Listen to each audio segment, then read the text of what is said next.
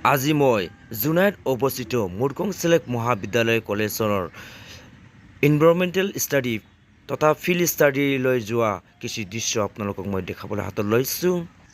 আহক ভিডিঅ'টো আৰম্ভ কৰোঁ। ইয়াত টিচাৰ শিক্ষকগুৰু দিলীপ দেউৰী, অতুল হাজৰিকা, জয়কুমাৰ দলে, প্ৰিন্সিপাল আৰু সমল ব্যক্তি হিচাপে উপস্থিত থকা টুকেশ্বৰ মিলি আগৰৱালা, প্ৰণীতা মিঠু মেদক, হেমন্ত শৰ্মা, ডক্টৰ নৰ মোহন দৈমাৰী, বহুতো টিচাৰ ষ্টাফ উপস্থিত থাকে।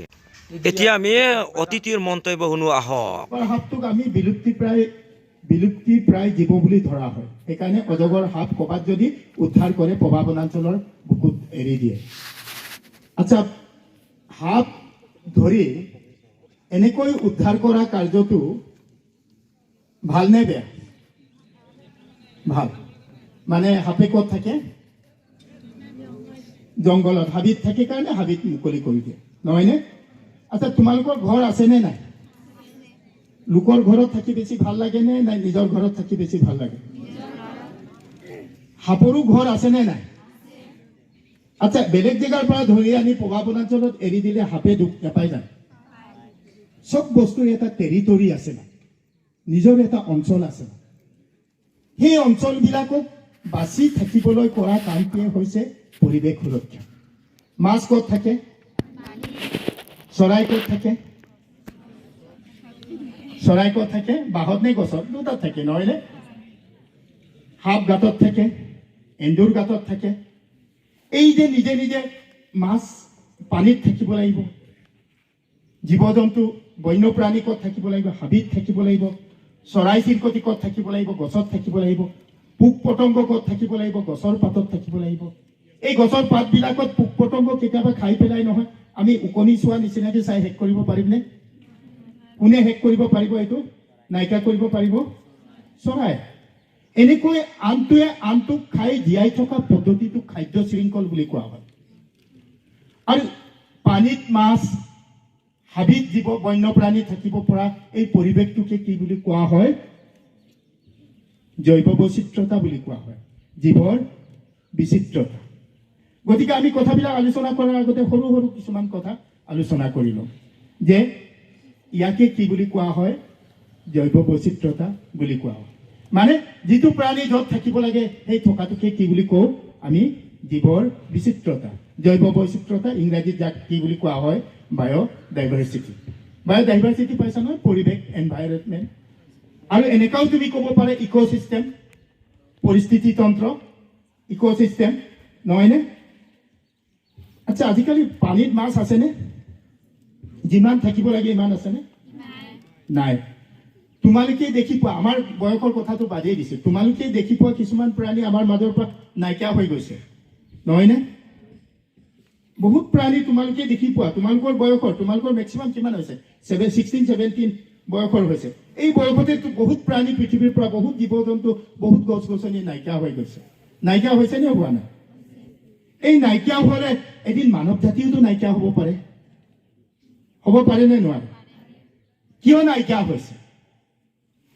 এই বিষয়বিলাক জানিবৰ কাৰণে মোৰ যিমান দূৰ সম্ভৱ আজিৰ এই পৰিৱেশ অধ্যয়ন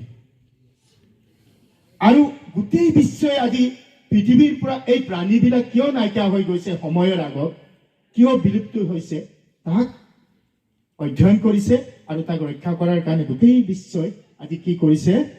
উঠি পৰি লাগিছে। ইভেন ক্লাছ 9ৰ ছাত্ৰী এজনীয়ে ৰাষ্ট্ৰসংঘত পৃথিৱীৰ পৰিৱেশ সুৰক্ষাৰ কাৰণে ভাষণ দিছে, বলিষ্ঠ ভাষণ দিছে। তোমালোকৰ বয়সৰ ছাত্ৰ ছাত্ৰী, তোমালোক আজি কলৈ আহিছা? পবা কি সংৰক্ষিত বনাঞ্চল নে বৰ্ষা অৰণ্য? বৰ্ষা অৰণ্য, নহয়নে? পবা আচলতে এখন সংৰক্ষিত বনাঞ্চল। পবা কি বুলি কোৱা হয়? সংৰক্ষিত বনাঞ্চল। মই বৰ্ষা অৰণ্যৰ বিষয়ে পিছত কম। এই পবা বনাঞ্চলক 1924 চনত ব্ৰিটিছ চৰকাৰে সংৰক্ষিত বনাঞ্চল হিচাপে ঘোষণা কৰিছিল। ইয়াক তোমালোকে লিখি ৰাখিব পাৰা। 1924 চনত পবা বনাঞ্চলক সংৰক্ষিত বনাঞ্চল হিচাপে ঘোষণা কৰিছিল। ইয়াৰ মাটিকালিৰ পৰিমাণ 10,221 হেক্টৰ 10,221 হেক্টৰ ইয়াৰ মাটিকালিৰ পৰিমাণ 10,221 হেক্টৰ আৰু এইখনেই হৈছে ধেমাজি জিলাত একমাত্ৰ বাছি থকা আমাৰ সংৰক্ষিত বনাঞ্চল ইয়াৰ 9খন বনাঞ্চল আছিলে গোটেইবিলাক শেষ হৈ গ'ল জামজিং শেষ হৈ গ'ল চিমেণ্ট শেষ হ'ল দিয়াদল শেষ হ'ল গালি শেষ হ'ল এনেকৈ বহুত সংৰক্ষিত বনাঞ্চল আছিলে কিন্তু সেই বনাঞ্চলবিলাক আজি নাই একমাত্ৰ কোনটো বাছি আছে পবা বনাঞ্চল আৰু পবা সংৰক্ষিত বনাঞ্চলত পৰিৱেশবিদবিলাকে কি কৈছে বৰ্ষা অৰণ্য বুলি ইয়াক কোৱা হৈছে বৰ্ষা অৰণ্য বুলি ক'লে অৰণ্যৰ 4টা স্তৰ থাকে গাহনি মানে জানা নহয় গাহনি গ্ৰাছলেণ্ড পৃথিৱীত প্ৰথম গছ আছিলে নে ঘাঁহ আছিলে গাহনিটোক সেইকাৰণে প্ৰাইমেৰী ছাকচেছৰ বুলি কোৱা হয় পৃথিৱীত যেতিয়া প্ৰথম উদ্ভিদ সৃষ্টি হৈছিলে কি আছিলে গাহনি আছিলে নহয়নে আচ্ছা গাহনিটোক আমি এনেকাও ক'ব পাৰি যে আমি যেনেকৈ ঠাণ্ডা বা গৰমৰ পৰা ৰক্ষা পাবৰ কাৰণে কি পিন্ধো কাপোৰ কানি পিন্ধো পৃথিৱীটোক বচাবৰ কাৰণে এটা আৱৰণ আছে এই আৱৰণটোৰ নাম কি হৈছে গাহনি নহয়নে গ্ৰাছলেণ্ড বুলি কোৱা হয় বৰ্ষা অৰণ্যৰ এটা স্তৰ হৈছে গ্ৰাছলেণ্ড এই গ্ৰাছলেণ্ড থাকিব লাগিব আমাৰ ইয়াত গ্ৰাছলেণ্ড আছে এইটো এই চাপৰিবিলাকত থকাবিলাকক কি বুলি কোৱা হয় গাহনি অঞ্চল বুলি কোৱা হয় তোমালোকে অৰণ্য মানুহে সৃষ্টি কৰে নে জীৱ জন্তুৱে কোনে সৃষ্টি কৰে অৰণ্য দুবিধ আছে প্ৰথমতে মই সেইটো নকওঁ এটা প্ৰাকৃতিক অৰণ্য আনটো মানুহে সৃষ্টি কৰা অৰণ্য এই পবা বনাঞ্চলটো প্ৰাকৃতিক অৰণ্য নে মানুহে সৃষ্টি কৰা অৰণ্য প্ৰাকৃতিক অৰণ্য এই অৰণ্যটো কোনে সৃষ্টি কৰিলে ঈশ্বৰে নেকি না কোনে সৃষ্টি কৰিলে তুমি অৰণ্যক ভাল পাব লাগিব আৰু অৰণ্য যি এই গছ গছনি চৰাই চিৰিকটি জীৱ জন্তুক ভাল পোৱা মানুহেহে কাক ভাল পাব পাৰে নিজৰ মাটিক ভাল পাব পাৰে নিজৰ জাতিক ভাল পাব পাৰে নিজৰ দেশক ভাল পাব পাৰে দেশ প্ৰেমিক হ'ব পাৰে নিজৰ নদীটোকে ভাল নাপায় নদী এখন নদী হৈ বৈ থাকিব লাগিব নহয় এখন নদী হৈ আছেনে নদীত কি থাকিব লাগিব মাছ কাছ ভেকুলী তেনেকুৱা নানা জলচৰ প্ৰাণীবিলাক থাকিব লাগিব নদীত সেই জলচৰ প্ৰাণী থাকিব পৰাকে নদীৰ পৰিৱেশ থকাটোকে থাকিলেহে নদী হৈ থাকিব গতিকে নদীক ভাল পোৱা মানুহজন কেতিয়াও নিজৰ দেশক ভাল নোপোৱাকে থাকিব নোৱাৰে গতিকে তোমালোকে অৰণ্য কোনে সৃষ্টি কৰে বতাহে সৃষ্টি কৰে গুটিবিলাক উৰুৱাই নিয়ে হুলুং গছ দেখিছানে হুলুং গছ পৃথিৱীৰ আটাইতকৈ বৃহৎ আমাজানৰ পিছতে মানে দ্বিতীয় আমাজান বুলি কোৱা হয় দিহিং পাটকাই নাম শুনিছানে তোমালোকে কেতিয়াবা মন গ'লে ওলাব পাৰে মোৰ লগত আমাৰ নেচাৰ চিটেখনৰ ট্ৰেকিং হয় তাত জাংগল ট্ৰেকিং হয় মোৰ লগত গ'লে দিহিং পাটকাই চাই আহিব পাৰে সেই দিহিং পাটকাইত হুলুং গছ দেখিছা নহয় হুলুং গছবিলাক গছৰ পৰা যেতিয়া গুটিবিলাক সৰে কেনেকৈ সৰে এই থুৰীয়া কাণত পিন্ধা থুৰীয়াটো যেনেকৈ গোল গছৰ পৰা গুটিটো সৰাৰ লগে লগে বতাহত ঘূৰি 1 কিলোমিটাৰমান দূৰলৈ উৰি যায় ইমান ধুনীয়া যেতিয়া দিহিং পাটকাইত এপ্ৰিল মে মাহত যাব গুটি পকিব যেতিয়া হুলুং গছ মেকাই গছবিলাকৰ গুটি পকে ঠাকুৰি গুড়া দি ঘূৰি গুটিবিলাক উৰি ফুৰি থাকে মানে এটা মানে তোমাৰ এটা অনাবিল দৃশ্য মানে তুমি চাই একদম অবাক হ'বা যে প্ৰকৃতি কি বিচিত্ৰ কৰ্ম এনেকৈ বতাহে অৰণ্য সৃষ্টি কৰে আৰু এটা কৈছে এই গাহনিবিলাকক সৃষ্টি কৰে কিয়ে সৃষ্টি কৰে জানানে কপৌ চৰাই কপৌ চৰাই দেখিছানে? আকৌ আমাৰ আজিকালি বহুত কপৌ চৰাই মাৰে নহয়নে? বজাৰত এই চৰাই মৰা দৰৱ বেছি কপৌ চৰাইবিলাকে বোলে ধানৰ কঠীয়া খাই বুলি মাৰি পেলাই মানে। কিন্তু এজনী কপৌ চৰায়ে এবাৰত ৭৪,০০০ বিধ বন গুটি খাই পেলাই ই বিষ্ঠা এৰি দিয়ে, মল এৰি দি পেলাই, এৰি দিয়াৰ পিছত তাত আকৌ সেই ঘাঁহ গজে মানে। গতিকে এটা কপৌ চৰাই মাৰাৰ লগে লগে আমি ৭৪,০০০ বিধ ঘাঁহ ৰোৱাৰ সুযোগ হেৰুৱালো মানে। সেইকাৰণে আমি কি কৰিব লাগে, জনাই বজাৰত তোমালোকে মুকং চেলেক কলেজৰ ছাত্ৰ ছাত্ৰী ইয়াত আছে, জনাই বজাৰত প্ৰায় ঘূৰি ফুৰে। তোমালোকৰ আমাৰ দায়িত্ব এটা হৈছে যে আমি পৃথিৱীক বচাব লাগে এতিয়া নহয়নে? সেইকাৰণে প্ৰবাদলৈ ঢপলিয়াই আহিছে। প্ৰবাদ কিছুমান কথা প্ৰকৃতি পৃথিৱী কেনেকুৱা এই কথাবিলাক জানিবৰ কাৰণে আহিছে। কেতিয়াবা তাত দৰৱ চৰাই মৰা দৰৱ বেচে, সেই চৰাই মৰা দৰৱ বেচা কেতিয়াবা দেখিছে নহয়, কেতিয়াবা কপৌ চৰাই মাৰে, চৰাই মাৰে। সেইবিলাকক আমি ভদ্ৰভাৱে মানা কৰিব লাগে। দাদা আপুনি এইটো নেবেচিব, দাদা আপুনি এনেকৈ নকৰিব। আমাৰ প্ৰত্যেকৰ এটা দায়িত্ব আছে নহয়নে? সেই কপৌ চৰাইবিধকো আমি কি কৰিব নালাগে, মাৰিব নালাগে। মই কিহৰ কথা কৈ আছো? জৈৱ বৈচিত্ৰতাৰ কথা কৈ আছো। অৰণ্য, প্ৰাকৃতিক অৰণ্য কেনেকৈ সৃষ্টি হয়?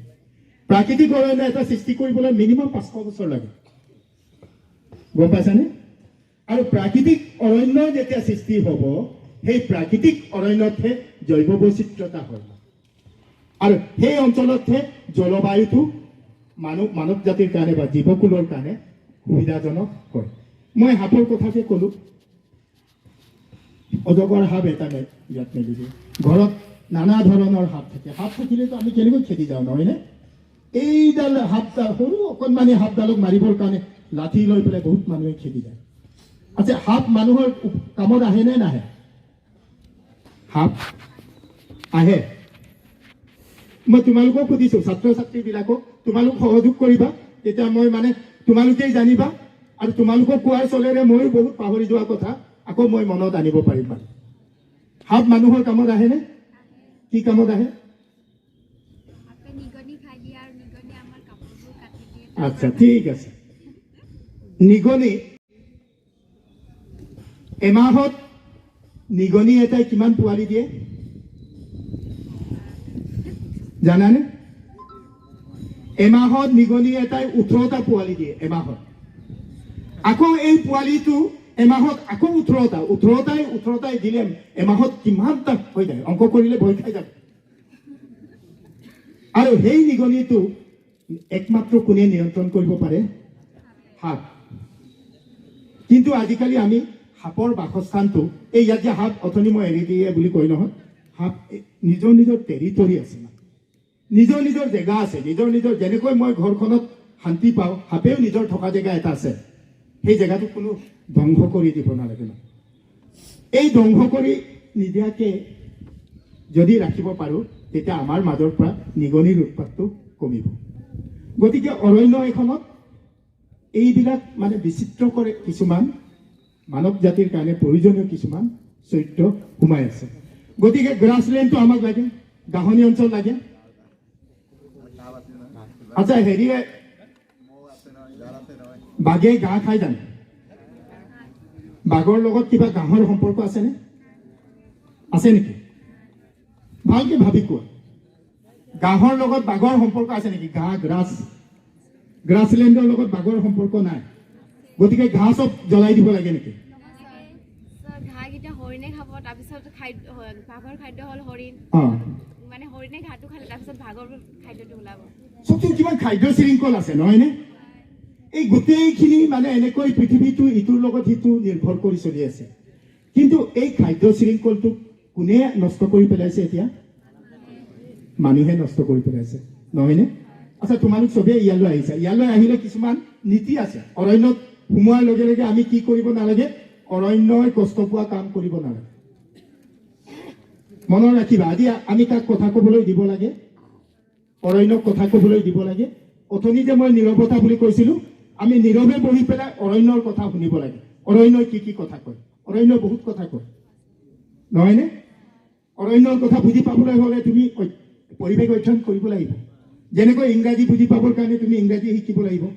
অৰণ্যৰ নিজৰ লেংগুৱেজ আছে, সেই লেংগুৱেজটো বুজি পাবলৈ হ'লে তুমি অৰণ্যৰ কথা জানিব লাগিব অৰণ্যত কেনেকৈ ট্ৰেকিং কৰে সেইবিলাক কথা বুজি পাব লাগিব গতিকে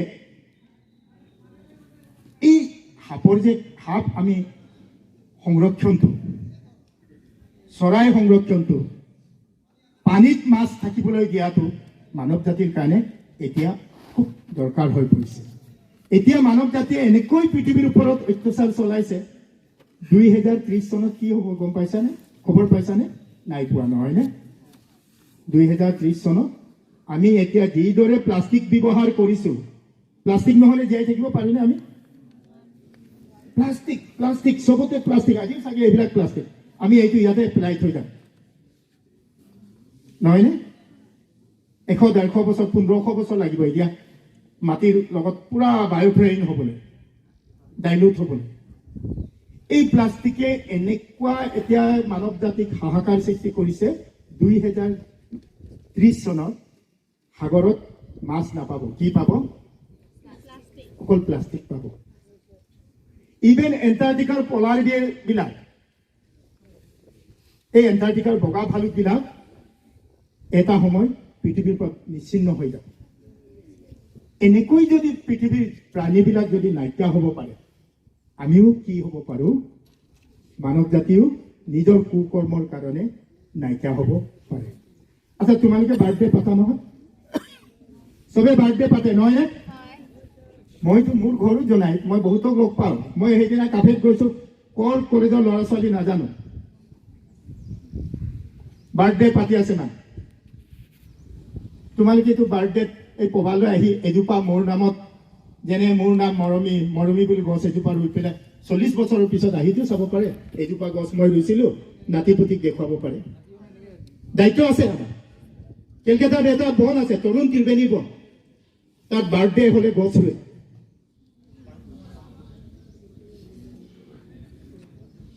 গছ থাকিলে মানুহ থাকিব নহয়নে গছ থাকিলে কি থাকিব মানুহ নাথাকিলে গছ থাকিব গছ থাকিলে মানুহ থাকিব কিন্তু মানুহ নাথাকিলে গছ লাগিব নহয়নে গছ গছনি লাগিব গতিকে আমাৰ দায়িত্ব আছে প্ৰত্যেকৰ দায়িত্ব আছে